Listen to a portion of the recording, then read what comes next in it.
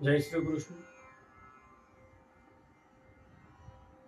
તો ભગવાને રૂકમિણીજીનું પાણી ગ્રહણ કર્યું, રથમાં બેસાડ્યા. સૈનિકો આનંદથી જુએ છે કે કેવા સુંદર લાગે છે. કોઈ ભગવાનના મોર મુકુટને જુએ છે, કોઈ હાથથી બંસીને જુએ, હાથની, કોઈ પીતાંબર જુએ, કોઈ રથને જુએ, કોઈ ઉચ્ચૈ શ્રવા જેવા અશ્વને. ભગવાન બધાની વચ્ચેથી રથમાં આરામથી બેસાડ્યા છે. સૈનિકો જુએ છે અને જેવું ચાબુક ચલાવ્યું, ઘોડા વાયુ વેગથી દોડવા લાગ્યા. સૈનિકો કહે, આજે જીવન ધન્ય થયું. ઘણો દૂર રથ ચાલ્યો ગયો. જેમ સિંહ પોતાનો ભાગ લઈને જઈ રહ્યો હોય એવી રીતે ભગવાન એ રૂકમિણીજીનું પાણી ગ્રહણ કરીને ચાલ્યા ગયા. ઘણા દૂર નીકળ્યા. સૈનિકોને ભાન આવ્યું, અરે ભાઈ, આપણે કેમ ઊભા છે?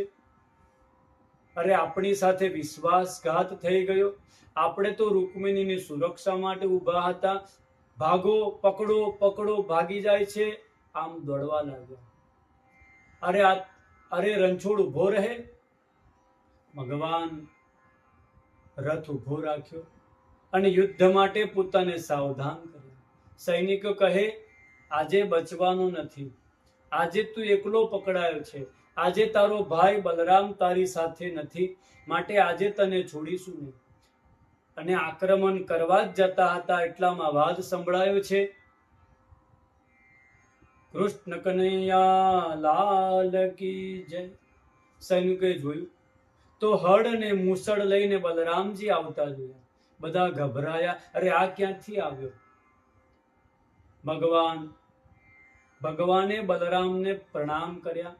તો બલરામ કહે, તમે આ વહુને લઈને ઘરે પહોંચો, હું આમનું સ્વાગત કરીને આવું છું. ભગવાન રૂકમિણીને લઈને ચાલ્યા. બલરામે એવું તો હલ મુસળ ચલાવ્યું કે કેટલાય સૈનિકો મરી ગયા, કેટલાક ભાગી ગયા. ભાગેલા સૈનિકો શિશુપાલને સૂચના આપે, ગજબ થઈ ગયો. શું થયું ભાઈ? રૂકમિણીજીનું હરણ થઈ ગયું. શિશુપાલ કહે, તમે શું કરતા હતા? સરકાર ખબર જ ન પડી શું થયું. શિશુપાલ કહે, એના કરતા હવે આત્મહત્યા કરીને અહીં જ મરી જાઓ. જરાસંધ કહે, મિત્ર, આટલા દુઃખી ન થવાય. જીવનમાં આવો સમય આવે જ છે. ક્યારેક જય અને ક્યારેક પરાજય થાય. મને જો આ કૃષ્ણએ મને 17 વખત હરાવ્યો તો પણ મેં હાર ન મળી. યુદ્ધ કરતો જ રહ્યો પણ હિંમત ન હારી. તો 18મી વખત મેં ભગવાનને હરાવ્યા. અને તું કેવો છે? એક જ વખત પરાજિત થઈને મરવાની વાત કરે છે. ત્યારે શિશુપાલને શાંતિ મળી. મારા કરતા પણ વધારે આ શરમ વગરના છે. શિશુપાલને સમજાવ્યું, ભો ભો પુરુષ શાર્દૂલ દર્મણસ્ય મિદં ત્યજ ન પ્રિયા પ્રિયયો રાજન નિષ્ઠા દેહે સુદૃશ્યતે સૌરે સપ્ત દશાહં વૈ સંયુગાની પરાજિત ત્રયોવિંશતિભિ સૈન્યૈર જિજ્ઞ એકમ અહમ પરમ. આવી રીતે જરાસંધે શિશુપાલને વિવિધ રીતે સમજાવ્યું તો એને શાંતિ મળી અને વધુ એટલે કે કન્યાની ડોલીમાં બેસી પોતાના ઘરે ને ત્યારથી ભગવાનનો એક કટ્ટર વેરી બન્યો ને જ્યાં સુધી 100 ગાળો ન બોલે ત્યાં સુધી એને ભોજન પણ પચતું નથી.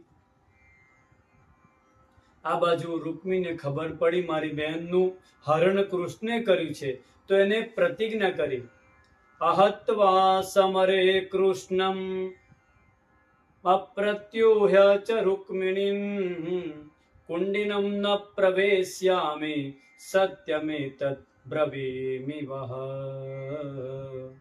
સત્યમેતદ બ્રવીમિ વહ. આ મારી સાચી પ્રતિજ્ઞા છે કે હું મારી બહેન રૂકમિણી કૃષ્ણ પાસેથી પાછું ન લાવી શક્યો ને ત્યાં સુધી કુંડલપુરમાં પ્રવેશ કરીશ નહીં. કોઈને મોઢું પણ બતાવીશ નહીં. આવી પ્રતિજ્ઞા કરી પીછો કર્યો. ભગવાનના રથને માર્ગમાં રોક્યો. યુદ્ધ માટે લલકાર્યા. યુદ્ધ થયું, ભયંકર યુદ્ધ થયું, અને ભગવાને આના આયુધ, અસ્ત્ર શસ્ત્ર એ બધા જ સમાપ્ત કર્યા. અશ્વ અને રથને પણ નષ્ટ કર્યા. અને જ્યારે રણભૂમિમાં રૂકમી એકલો ઉભો રહ્યો હતો, ત્યારે ભગવાને ખડગ કાઢી રૂકમિણીજીએ હાથમાં તલવાર જોઈ. ત્યારે ભગવાનને રૂકમિણીજી પ્રાર્થના કરે છે, યોગેશ્વરા પ્રમેયાત્મન દેવદેવ જગતપતે હંતુમ નારહસી કલ્યાણ ભ્રાતરમ મે મહાભુજ ભ્રાતરમ મે મહાભુજ. પ્રભુ, ખોટો ખરો પણ મારો ભાઈ છે, અને વિવાહના સમયે મારા આ સ્વામી દ્વારા જ મારા ભાઈ માર્યો જાય તો કેવું કલંક લાગે. તમે તો દયાળુ છો, તમે તો પરમ યોગેશ્વર છો, કૃપા કરો મારા ભાઈની ઉપર. જ્યારે રૂકમિણીજી ગભરાયેલા જોયા તો હસ્યા ને બોલ્યા, દેવી, તારા ભાઈ છે ને તો એ મારો પણ કંઈક લાગે છે. હું આને મારું નહીં, પરંતુ આને અભિમાન તો જરૂર ઉતારીશ, સજા આપીશ. આમ બોલી રથમાંથી કૂદ્યા અને એના માથાના વાળ પકડી વાળ કાપવાની શરૂઆત કરી. એટલામાં બલરામજી આવ્યા. આવું દ્રશ્ય જોયું. અરે રામ રામ, આ શું કરે છે? દોડીને આવી કૃષ્ણના હાથ પકડ્યા. અરે કૃષ્ણ, આ કામ તે ક્યારથી ચાલુ કર્યું? આવું કરાય? સંબંધ થતાની સાથે શાળાનું મુંડન કરવાનું, મસ્તકનું. આવો વ્યવહાર કરશો ને તો કોણ તમારી સાથે સંબંધ રાખશે? ઘણું બધું બલરામજીએ કૃષ્ણને સંભળાવ્યું છે. અસાદ્વિદમ ત્વયા કૃષ્ણ કૃતમ અસ્મજ્જુગુપ્સિતમ વપનમ સ્મસ્તૃકેશાનામ વૈરૂપ્યમ સુરધો વદઃ. અરે સંબંધીઓને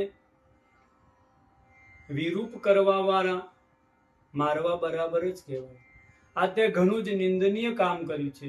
કૃષ્ણ, તારે આવું નહોતું કરવાનું. ભગવાન કહે, ભાઈ, સાંભળવું હોય તો એકલામાં સંભળાવજો, સંભળાવવું હોય તો બધાની વચ્ચે કેમ સંભળાવો છો?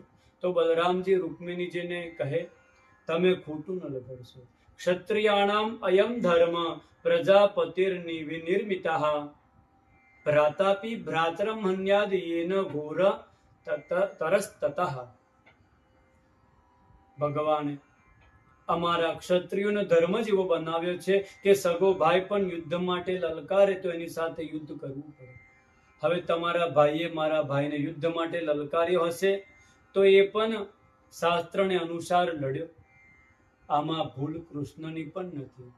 વિવાહ પ્રસંગમાં કઈ કલહ થાય ને તો વડીલોએ પહેલા પોતાના પક્ષને જ લડવું જોઈએ, ભલે એમની ભૂલ હોય કે ન હોય.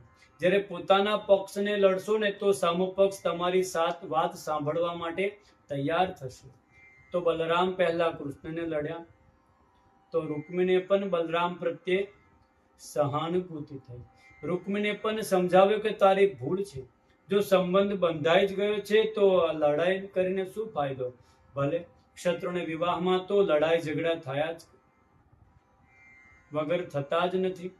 ભલે જાઓ. આ તો પ્રતિજ્ઞા કરીને આવ્યો કે મોઢું કોઈને નહીં બતાવવું, અને ભોજકટ નામનું શહેર વસાવ્યું, ત્યાં જ રહેવા લાગ્યો. ભગવાન જ્યારે ઘરે ચાલ્યા તો દ્વારકાવાસી બધા જ પ્રસન્ન થયા અને ધામધૂમથી રૂકમિણીના ભગવાન સાથે વિવાહ થયા. કૃષ્ણ કનૈયા લાલ કી જય. હવે આગળ